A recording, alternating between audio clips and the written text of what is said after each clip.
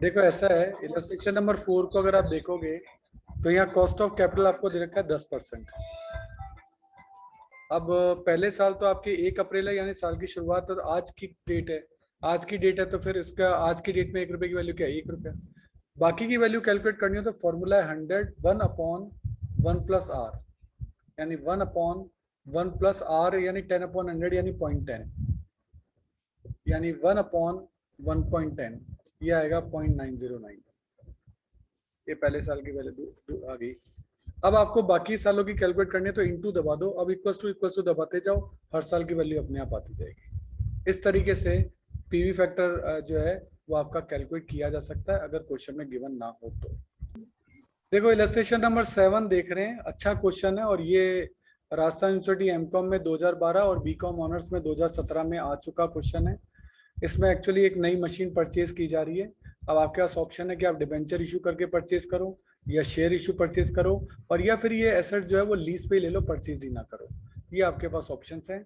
तो owing to increase in sales volume, Dinesh limited has to take decision either to purchase or to lease on machine. You as tax consultant give suitable advice दीजिए, क्या उसको ये project लेना चाहिए या नहीं। The purchase price of machine is 20 lakh. This amount may be obtain by 10% interest, 10% के loan पे मिल सकता है, और बाय आप कैपिटल ले सकते हैं जिसपे कि आपको 8% का डिविडेंड देना पड़ेगा।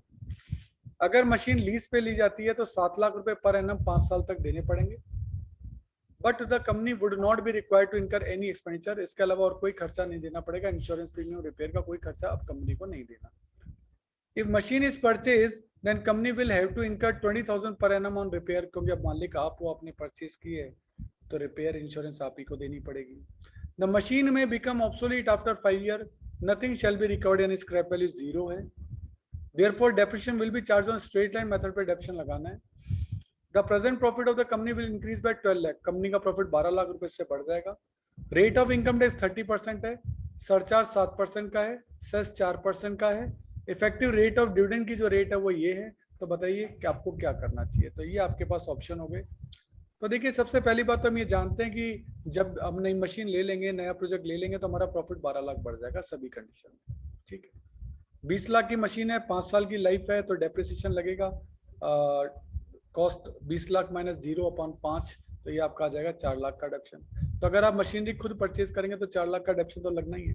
रिपेयर भी 20,000 लगेगी, इंटरेस्ट भी आपका लगेगा, तो कुल मिलाकर प्रॉफिट बिफोर टैक्स आ जाएगा इतना। अब इस पे टैक्स लगेगा। टैक्स कैसे लगा? 33.384%, उस पर 7% सरचार्ज और 4% सेस, यानी 30 + 7% प्लस उसका 4%, दोनों को जोड़ दोगे तो कुल मिलाकर टैक्स आपका इतना लग जाएगा। इतना टैक्स लगने के बाद आपका प्रॉफिट आफ्टर टैक्स आ जाएगा 386,373। ठीक है, ये आपका प्रॉफिट आ गया। फिर आपने कहा नहीं सर हम तो है ना शेयर इशू करेंगे। शेयर इशू करेंगे तो ठीक है, 12 लाख का प्रॉफिट तो हो गई। आपने खरीदी है मशीन तो 4 लाख का डेप्शन भी आप ही का है, रिपेयर भी आप ही का है। अब क्या आपने डिबेंचर तो इशू किया नहीं, तो लोन पे इंटरेस्ट तो आपको देने की जरूरत है नहीं, तो इंटरेस्ट तो लगेगा नहीं। ये आपका आ गया प्रॉफिट बिफोर टैक्स। लेस करेंगे टैक्स तो ये आ जाएगा प्रॉफिट आफ्टर टैक्स। पर क्योंकि इस बार आपने शेयर इशू किए हैं तो आपको शेयर होल्डर को डिविडेंड देना पड़ेगा। तो डिविडेंड की टैक्स रेट जो रेट है वो 8% है, तो 1,60,000 का डिविडेंड लगेगा, और डिविडेंड पे टैक्स भी आपको पे करना पड़ेगा। इस 1,60,000 पे 20.553 का टैक्स भी लगेगा। तो आपका जो प्रॉफिट बचेगा वो 326 बचेगा, यानी पहले से कम। यानी आप देख रहे हैं डिबेंचर इशू करने की कंडीशन में आपका प्रॉफिट 386 समथिंग था, अब 326 है। तो आपने कहा चलो अपन लीज पे ले लेते हैं। लीज पे लेंगे, प्रॉफिट तो 12 लाख ही है। अब आप मालिक तो है नहीं, तो डेप्शन, रिपेयर, इंटरेस्ट कुछ भी पे नहीं करना आपको, तो एनुअल लीज पे 7 लाख का पेमेंट करना है। इससे आपका प्रॉफिट होगा 5 लाख, उस पर टैक्स लग जाएगा, तो प्रॉफिट आफ्टर टैक्स लग जाएगा 333, और कुछ देना नहीं है डिविडेंड वगैरह, क्योंकि आपने तो शेयर इशू ही नहीं किए, तो आपका 333 का प्रॉफिट है।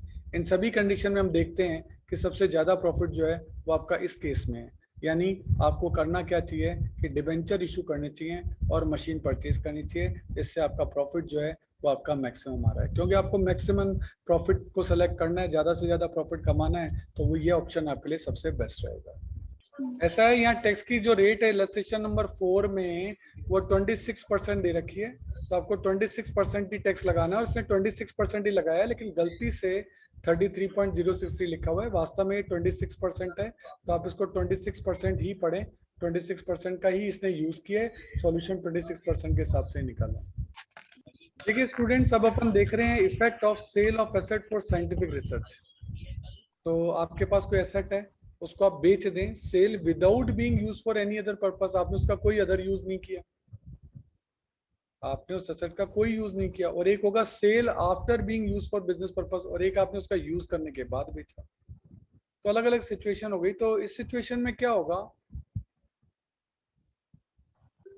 इसको समझने के लिए हम एक इलस्ट्रेशन ले रहे हैं, इलस्ट्रेशन नंबर 9, और लिखा है Daisy limited purchase a machinery for scientific research 15 lakh, previous year 18-19 में खरीदा था, and whole of its amount was allowed as deduction under section 35 under income tax act. मतलब गवर्नमेंट ने इसे खर्चा मान के डिडक्शन दे दिया था।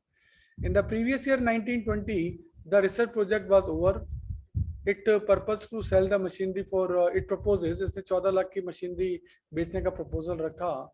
It is considering whether to sell the machinery without using it in business, कि हम बिना यूज के दिखा दें, या to sell the machinery after using in business for 2 month. The profit before current year depreciation 38 lakh का है। रिटर्न ऑन वैल्यू मशीनरी की जो है वो 18 लाख है। टैक्स रेट आपकी इतनी दे रखी है। तो दो तरीके से क्वेश्चन को अपन करेंगे। पहला ऑप्शन लेंगे to sell machinery without using in business, तो हमारा प्रॉफिट आपको दे रखा था 38 लाख। जब आप बिजनेस में उसे यूज नहीं कर रहे हैं तो गवर्नमेंट इसमें आपका कुछ डीम्ड प्रॉफिट मानती है। डीम्ड यानी मानती है, चाहे हुआ हो चाहे नहीं हो, वो ऐसा मानती है। कैसे? देखो डीम्ड बिजनेस प्रॉफिट कैसे निकलता है। डीम्ड प्रॉफिट क्या है, मनी पेएबल जो आपने की है प्लस टोटल डिडक्शन जो आपका अलाउड हुआ था, दोनों को जोड़ दो, माइनस करो कॉस्ट ऑफ एसेट। जो भी आंसर है वो पॉइंट नंबर ए है। पॉइंट नंबर बी है total deduction allowed under section 35(2), जितना डिडक्शन मिला था दोनों में से जो कम हो, यानी पॉइंट नंबर ए या पॉइंट नंबर बी, दोनों में से जो कम हो। इसी सिचुएशन का हमको यूज करना पड़ेगा। देखिए पहला 14 लाख आपका है कि जितने में आप मशीनरी को बेच रहे हैं, प्लस 15 लाख है आपका मशीनरी में पहले डिडक्शन मिला कितना था, और आपको पहले का पूरा डिडक्शन मिल गया था 15 लाख का लिखा है, दोनों को जोड़ दो, माइनस मशीन की, माइनस किया था कॉस्ट ऑफ द एसेट, और एसेट कितने की थी 15 लाख की, तो माइनस 15 लाख। तो 14 प्लस 15 29 माइनस 15 14 लाख हो गया। तो ये आपका 14 लाख जो है रुपए यहाँ आपके लेस हो गए। ये आपका बचा 52 लाख। इसमें से करंट ईयर का डेप्रिसिएशन अपन ने लेस किया। मशीन आपकी 18 लाख की थी, 18 लाख पे 15% डेप्रिसिएशन लग रहा है 270 का, तो ये आपकी बिजनेस की इनकम आ गई 49,30,000। इसके अलावा आपकी मशीन की जो बुक वैल्यू थी वो आपकी थी 14 लाख, 14 लाख में आप उसे बेच रहे हैं, और 15 लाख रुपए की उसकी कॉस्ट थी। तो फिर तो आपको शॉर्ट टर्म कैपिटल लॉस हो गया। भाई 15 की एसेट आप 14 में बेच रहे हो तो 1 लाख का कैपिटल लॉस हो गया। तो ये कैपिटल लॉस है, ये बीएनपी में से तो सेट ऑफ हो नहीं सकता, तो इसको अपन को इग्नोर करना पड़ेगा। तो नेट इनकम आपकी आ गई 49,30,000।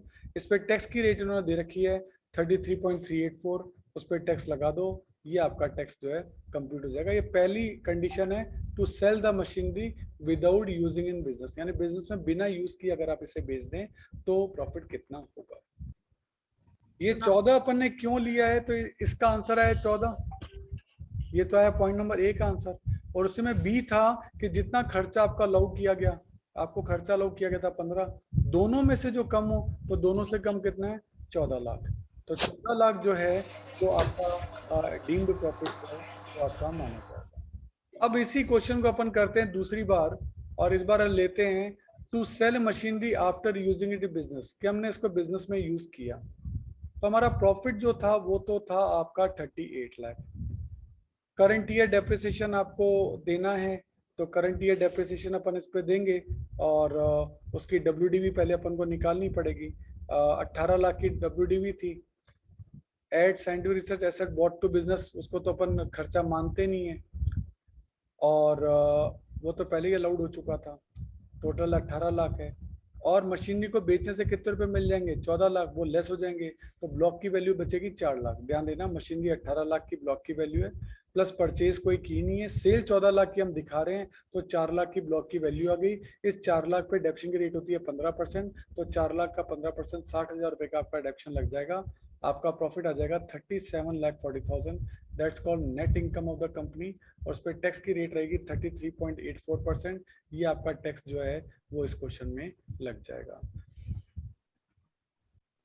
देखो, इसकी एडवाइस काफी बड़ी है, इससे दोनों केस बताए हैं आपको कि अगर आप सेलिंग करते हो बिजनेस का यूज करते हुए तो फिर आपका प्रॉफिट वगैरह इतना होता है, और कहता है कि no doubt for deduction on depreciation is reduce, current year का प्रॉफिट टैक्सेबल कम हो जाएगा तो टैक्स कम लगेगा। तो ये सब चीजें अपन इसमें देख सकते हैं।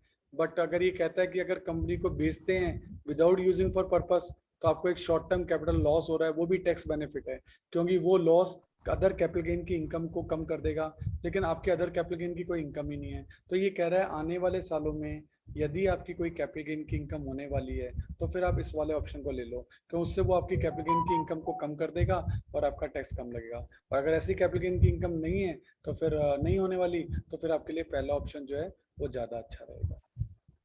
तो देखिए, इलस्ट्रेशन नंबर 10 देख रहे हैं, ये राजस्थान यूनिवर्सिटी 2018 में आया हुआ क्वेश्चन है। A firm had provided the following information, profit of previous year before deducting depreciation 2 lakh का है, बुक वैल्यू WDV 1 लाख है, रेट ऑफ डेप्शन 15% है, ignore computation of tax liability अपन को कैलकुलेट करनी नहीं है, एसेट परचेज की थी साइंटिफिक रिसर्च के लिए 1 लाख के लिए, और ये पूरा का पूरा 1 लाख का डिडक्शन मिल गया।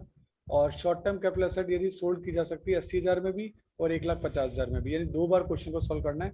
मैं 80,000 का बता देता हूँ कि यदि हम सेलिंग प्राइस रख रहे हैं 80,000 रुपये, sale of asset without use of business purpose, ठीक है, तो प्रॉफिट बिफोर डेप्शन आपको 2 लाख दे रखा है, डेप्शन को लेस कर दो, डेप्शन की रेट दे रखी है 15%, WDV है 1 लाख, 1 लाख का 15% निकालोगे तो आपका 1,15,000 रुपये आ जाएगा, लेस कर दो। देखो, साइंटिफिक रिसर्च में बैलेंसिंग चार्ज कैसे निकलता है, कॉस्ट या selling price which ever is less. Machine की कॉस्ट थी 1 लाख, सेलिंग प्राइस थी 80,000, दोनों में से जो कम हो तो 80,000 रुपये बिजनेस की इनकम मान ली जाएगा कि लो जी आपने तो एसेट बेच दी, पहले खर्चे के तौर पे मानी गई थी, अब 80,000 में बेची है तो फायदे के तौर पे मानी जाएगी, इसीलिए इसको ऐड कर दिया जाएगा। टोटल इनकम आ जाएगी आपकी 2,65,000। और अगर यही चीज अगर अपन करते हैं पॉइंट नंबर बी में, तो सेलिंग प्राइस आप इसको कितने में बेच रहे हैं, 1,50,000 में, प्रॉफिट आपका 2 लाख है, डेप्शन वही 15,000, 185, आपके कॉस्ट है 1 लाख और सेलिंग प्राइस है 1,50,000। कॉस्ट या सेलिंग प्राइस दोनों में से जो कम हो तो 1 लाख या 1,50,000 तो 1 लाख। और क्योंकि आपने 1 लाख की चीज 1,50,000 में बेच दी, क्योंकि आपने 1 लाख की चीज 1,50,000 में बेच दी तो आपको शॉर्ट टर्म कैपिटल गेन हो गया, तो 50,000 का ये भी आपका फायदा माना जाएगा। कुल मिलाकर आपका प्रॉफिट इस केस में आ जाएगा 3,35,000। तो ये तो अपन ने किया अभी तक without use of business purpose. अब कह रहे हैं sale of asset after use. After use है तो प्रॉफिट 2 लाख का ही, डेप्रिसिएशन जो है वो आपको निकालना पड़ेगा, 1 लाख की एसेट है, 1 लाख की एसेट है, selling price of the asset है 80,000 रुपये, तो WDV बची 20,000, 20,000 पे 15% 3,000 का डेप्शन लग जाएगा, ये 3,000 का डेप्शन लग गया। Opening plus purchase minus cell होता है, जो वैल्यू निकलती है उस पर डेप्शन लगता है। और अब आपका प्रॉफिट आ गया 197, और in future loss of depreciation on asset आपको दे रखा है 80,000, क्योंकि आपने एसेट को सेल कर दी 80,000 में और 1 लाख रुपए की आपने एसेट खरीदी थी, आपको डेप्शन मिल गया था, तो वो 80,000 जो रुपए हैं वो आपका फ्यूचर लॉस ऑफ डेप्रिसिएशन कहलाएगा, क्योंकि आगे जाके आपका 80,000 रुपए का डेप्शन आपका लेस होना बाकी है। अगर यही केस हम केस बी लेते हैं, 2 लाख की एसेट है, और इस केस में क्या होगा कि आपका 1 लाख की एसेट है और आप उसको बेच रहे हैं 1,50,000 में, तो फिर उस कंडीशन में तो आपको गेन हो रहा है 50,000 का, तो इसलिए उसकी बुक वैल्यू कुछ बचेगी नहीं। 1 लाख माइनस 1,50,000 अगर मैं करूंगा तो ब्लॉक की वैल्यू आ जाएगी -50,000, और जब ब्लॉक की वैल्यू माइनस में आ जाती है तो उस पर डेप्शन नहीं लगता, इसीलिए आप देख रहे हैं कि इस केस में डेप्रिसिएशन लिया ही नहीं है। उल्टा लाख रुपए की एसेट को आपने 1,50,000 में बेच दिया तो वो आपका short term capital gain consider होगा 50,000 रुपए, और आपकी टोटल इनकम आ जाएगी 2,50,000, और आपको 1 लाख का पहले डिडक्शन मिल चुका था, डेप्रिसिएशन यहाँ कुछ मिला नहीं है, तो फ्यूचर में आपको 1 लाख रुपए का फ्यूचर लॉस हो सकता है डेप्रिसिएशन की कंडीशन में। क्योंकि इस कंडीशन में टोटल इनकम जो है वो केस ए में ज्यादा है, sale of asset without use of business purpose यहाँ 265 की है और यहाँ इनकम आपकी 197 की है। तो इस कंडीशन में ज्यादा प्रॉफिट वाला जो ऑप्शन है वो आपको सेलेक्ट करना चाहिए और without use of business purpose आपको इसको सेल कर देना चाहिए।